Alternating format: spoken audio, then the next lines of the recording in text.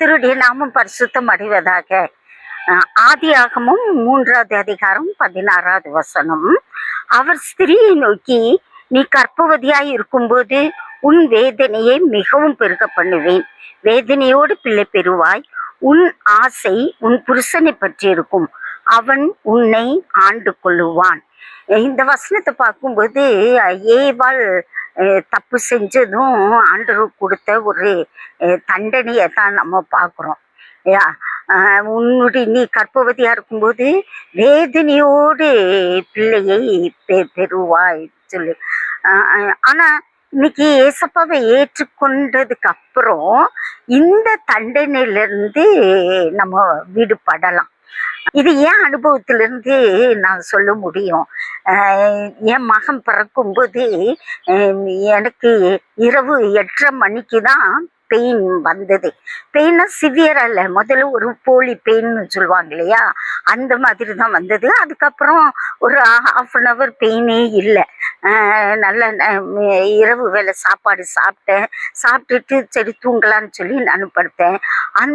9 மணிக்கு மேலே மறுபடியும் கொஞ்சம் ஸ்டார்ட் ஆச்சு. அதுக்கப்புறம் ஒரு 20 நிமிஷம் இல்லை. அதுக்கப்புறம் கொஞ்சம் கொஞ்சமாக டைம் கம்மியாகி 10 நிமிஷம் 15 நிமிஷத்துக்கு ஒரு தடவை அப்படி பெயின் வந்ததும் என்னை கொண்டு போய் லேபர் வார்டில் கொண்டு போனாங்க. அப்போ என்னை கவனித்தது யாருன்னா ஒரு நன்னு, அதாவது ஒரு ஆர்சி சகோதரி தான் பிரசவம் பார்க்கறதுக்காக இருந்தாங்க. அவங்க சொன்னாங்க, என்னை செக் பண்ணிட்டு சொன்னாங்க, அம்மா உன் கர்ப்பவாய் திறக்கலை, பனிக்கூடம் உடையலை, தலையே திரும்பலை, இப்போ உனக்கு பிறக்க சான்ஸே இல்லை அப்படின்னு சொல்லிட்டாங்க. ஆனால் எனக்கு வேதனை இருந்தது. அப்போ நான் பார்க்கும்போது, நான் படுத்திருந்த அந்த டேபிள் நேரம் பார்க்கும்போது ஏசப்பா சிலுவையில் தொங்கிட்டு இருந்த அந்த படம் இருந்தது. சொன்னேன், ஏசப்பா நீங்கள் சிலுவையில் 3 மணி நேரம் பாடுகளை அனுபவித்தீங்க, நானும் அதே மாதிரி எனக்கு இவங்க இப்போதைக்கு சான்ஸ் இல்லைன்னு சொல்கிறாங்க. 8:30லேருந்தே எனக்கு நான் லைட்டாக இந்த பெயின் ஸ்டார்ட் ஆகிருக்கு. அதனால உங்களை மாதிரி தான் எனக்கு 3 மணி நேரத்துக்குள்ளே, எனக்கு அதுக்கு மேலெல்லாம் என்னால் தாங்க முடியாது ஏசப்பா, எனக்கு நீங்கள் உதவி செய்யணும்னு சொன்னேன். நான் சொல்லி ஜெபிச்சுக்கிட்டே இருந்தேன். கொஞ்ச நேரத்தில் பார்த்தா அந்த அந்த சகோதரி ஆர்சி சிஸ்டர் அவங்களும் எனக்காக ஜெபிக்கிறத நான் பார்த்தேன். ஆனால் எனக்கு ரொம்ப ஆச்சரியமா இருந்தது. அவங்க ஜெபிச்சுட்டு வந்தாங்க, என் பக்கத்துல வந்தாங்க. எலிசபெத் உனக்கு தலை திரும்புது அப்படின்னு சொல்லிட்டு வேகமா இரு கொஞ்சம் வெயிட் பண்ணு அப்படின்னு சொல்லிட்டு அவங்க என்ன செய்றாங்கன்னா உடனே பனிக்கூடம் உடஞ்சி அப்படியே மகனும் வந்துட்டான். டைமை பார்த்தா 11:30.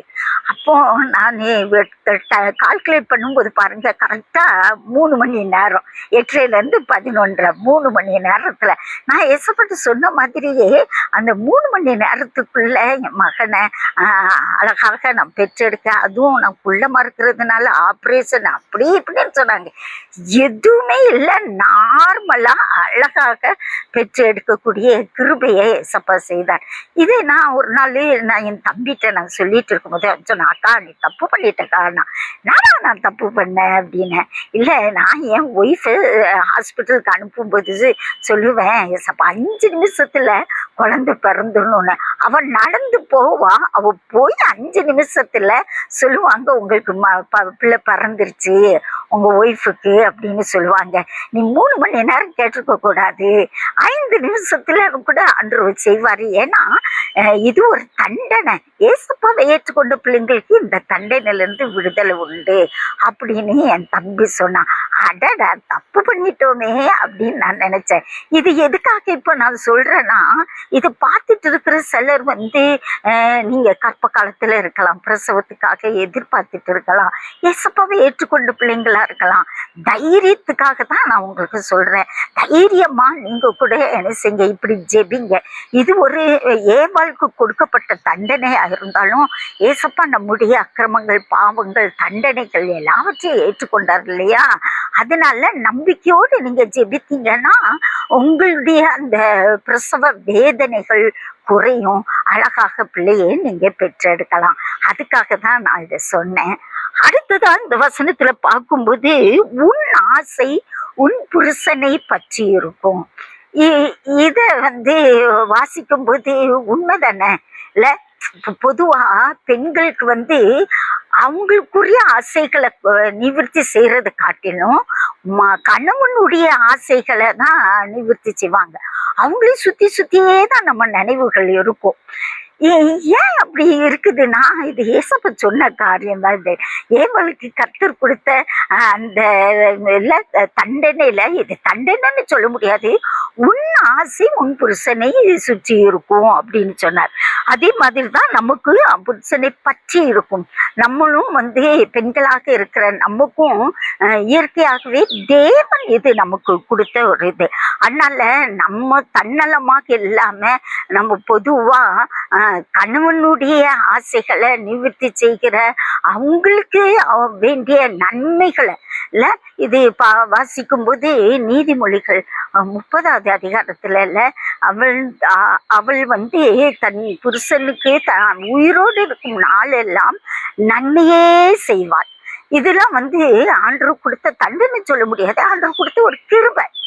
நான்லாம் அடிக்கடி நினைப்பேன், பெண்ணா பிறந்ததும் நல்லதுதான், ஏசப்பா படிச்சதும் நல்லதுதான். ஏன்னா பெண்களுக்கு சில கிருபைகள் ஆண்டு கொடுத்திருக்கிறார். சகிக்கிற பொறுமை, நிதானம், வீடை கட்டுகிறது இல்ல, ஸ்திரீயானவள் தன் வீட்டை கட்டுகிறார், புருஷன் வீட்டை கட்டுகிறான்ட்டா இருக்கு இல்ல.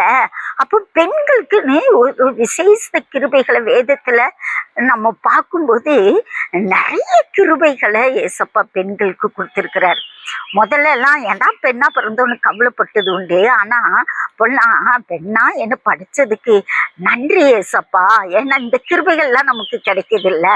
குடும்பத்தை கட்டக்கூடிய கிருபை, கணவனுக்கு செய்ய வேண்டிய காரியங்களை எல்லாம் செய்யக்கூடிய கிருபை இல்லையா, அந்த கிருபை கிடைக்குது. அந்த நம்ம கிரியைக்கு தக்க பலனும் உண்டு. நம்ம செய்த பூமியில நம்ம செய்யற ஒவ்வொரு கிரியையும் நம்ம என்ன பண்ணாலும் அது எல்லாம் பரலோகத்துல ரெக்கார்ட் ஆகுது. அந்த சொல்றதுல அவனுக்கு நான் நலிக்கும் பலன் என்னோடு கூட வருது. நம்ம என்னென்ன பூமியில செய்கிறோமோ அதுக்கு எல்லாத்துக்கும் பலன் உண்டு. தீமை செய்தா அதுக்குரிய தண்டனை உண்டு, நன்மை செய்தா அதுக்குரிய பலன் உண்டு. அதனால நம்ம இது தண்டனையா நினைக்க வேண்டாம், சந்தோஷமா ஏற்றுக்கொள்வோம். அடுத்து 3வது பாருங்க, இதே வசனத்துல அவன் உன்னை ஆண்டு கொள்ளுவான். இது வாசிக்கும் போது ஏசப்பா ஃபர்ஸ்ட் லேடிக்கே இல்லையா, ஏவாளுக்கே நீங்க சொல்லிட்டீங்க அவன் உன்னை ஆண்டு கொள்வான் அப்படின்னு சொல்லி நீங்க சொல்லிட்டீங்களே அப்படின்னு நினைச்சேன் நானு. அப்போ நீங்க நியமித்தது தானே ஒரு பெண் கணவனுக்கு கீழே இருக்கணும், அவங்க ஆண்டு கொள்ளணும்னு நீங்க நியமித்தது தானே அப்படின்னு சொல்லிட்டு இது கொஞ்சம்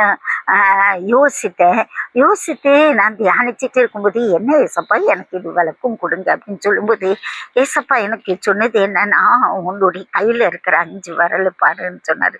விரல் பார்க்கும்போது ஆளுமைக்கு பெருவரல் தான் சொல்லுவாங்க இல்லையா, அதுதான் ஆணு.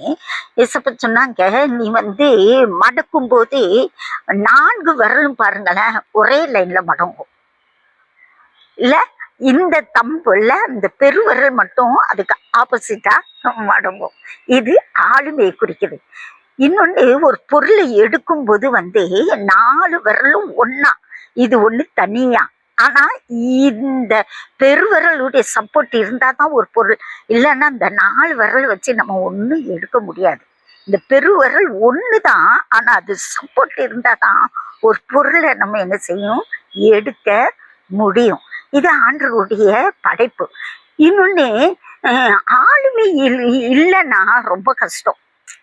இப்போ ஸ்கூல்ல பிள்ளைங்க இருக்காங்க, இதெல்லாம் ஏசப்பா எனக்கு நினைவுகளை தந்தது, ஏசப்பா எனக்கு சொல்லி கொடுத்தது.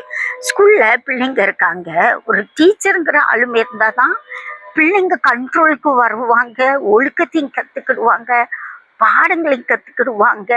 அவங்களுடைய ஃபியூச்சர் அதுல தான் இருக்கு இல்லையா. ஒரு ஆசிரியருடைய கண்ட்ரோல்ல தான் பிள்ளைங்களுடைய ஃபியூச்சரே இருக்குது. இதே மாதிரி குடும்பத்திலையும் ஆண் தலைவனாக இருந்தாதான் அந்த குடும்பம் ஒரு கட்டுக்கோப்பாக இருக்கும். இல்லைன்னா அவங்கவங்க இஷ்டத்துக்கு இருந்தா கொஞ்சம் நான் யோசித்து பார்த்தேன். ஆமால்ல, எசப்ப செஞ்ச எல்லாமே கரெக்டா தான் செய்வாரு. அதனால ஒரு ஆண் இருந்தாதான் நம்ம கண்ட்ரோலாக இருக்க முடியும். அவர் அழகாக அவன் உன்னை ஆண்டு கொள்ளுவான் அப்படின்னு சொல்லி ஒரு ஆளுமைய ஆண்களுக்கு ஒரு விசேஷமாக ஆண்டவர் கொடுத்திருக்கிறாரு. நம்ம வேலை என்ன? ஆண்டவர் நம்ம படைத்ததுக்கு நம்ம நன்றி சொல்லிட்டு நம்ம என்ன செய்யணுமோ அதை தான் நம்ம என்ன செய்ய முடியும், செய்யணும். அப்படி செஞ்சாதான், இசைந்து செஞ்சாதான், பணிந்து செஞ்சாதான் அது அழகாக இருக்கும். அதான் சொன்னேன் இல்லையா, வரல நம்ம இசைந்து செயல்படும் போதே தான் ஒரு பொருளை எடுக்கவோ எழுதும் போது கூட பாருங்களேன், இது மேல இருந்துச்சுன்னா எழுத முடியாது. ஆனா தம்பு மேல இருந்தா தான் என்ன செய்ய முடியும், அழகா வரும். எல்லாமே ஆண்டவருடைய ஒரு கிரியை தான். அவரை எதிர்த்து நம்ம எதையும் செய்ய முடியாது. அதுக்கு பதிலா அவருடைய காரியங்களை நம்ம ஏற்றுக்கொண்டு நடந்தா பலன் உண்டு. இதை பார்க்கும்போது பெண்கள் என்ன இந்த அக்கா இப்படி பேசுறாங்கன்னு நினைக்காதீங்க. நான் வேதத்துல இருந்து பேசுறேன். கர்த்தருடைய கிருபையில அவர் எனக்கு கற்றுக் கொடுத்ததுல இருந்து பேசுறேன். பெண்களாக ஆண்டவர் நம்மளை படிச்சதுக்கு நன்றி சொல்லுங்க. நம்ம தான் பணிஞ்சு போக முடியும், இசைந்து போக முடியும். அப்பதான் நம்ம தான் அழகாக உருவாக்குறோம். அதை மறந்துடாதுங்க. ஆளுமே ஆண்டுகிட்ட இருந்தாலும் உருவாக்குறது, அழகா உருவாக்குறது, வீடை கட்டிக்கிறது, நம்ம பிள்ளைகளை பராமரிக்கிறது, எல்லா காரியங்களையும் குடும்பத்தில் உள்ள எல்லாம் நீதிமொழிக்கு 30வது அந்த அதிகாரம் இல்லை, அது எனக்கு ரொம்ப பிடிக்கும். அதுல இருக்கிற அந்த பெண்ணை குறித்து என்ன அழகாக சொல்றாங்க இல்லையா. அதனால அந்த மாதிரி நம்ம செயல்பட்டா அதுக்குரிய பலனை நம்ம நிச்சயமாக பெற்றுக்கொள்ள முடியும்.